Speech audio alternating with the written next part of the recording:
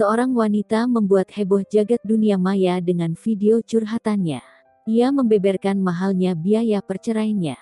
Tak sampai di situ, mirisnya, perempuan yang diketahui berasal dari Bengkulu ini menyebutkan mas kawinnya saat menikah dulu hanya Rp100.000. Warganet pun dibuat terheran-heran olehnya. Pasalnya biaya perceraiannya berkali-kali lipat mahalnya, yaitu sebesar Rp4 juta. Dalam video itu, wanita tersebut menyebutkan sudah menikah selama 7 tahun dan kini sedang mengurus perceraiannya.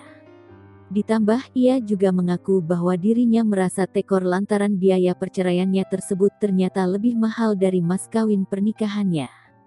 Video tersebut telah disukai lebih dari 260.000 kali dan sukses mencuri perhatian publik hingga membuat orang terheran-heran.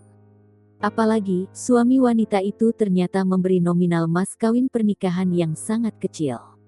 Tak ayal, para warganet membicarakan harga urusan perceraian tersebut. Angka itu dianggap terlalu mahal hanya untuk mengurus perceraian di pengadilan agama. Selain itu, ada juga yang menyoroti mas kawin yang diberikan suami wanita tersebut. Beberapa menganggap nominal itu sangat kecil jika dibandingkan dengan biaya perceraian saat ini yang terbilang lebih mahal dari mas kawin tersebut.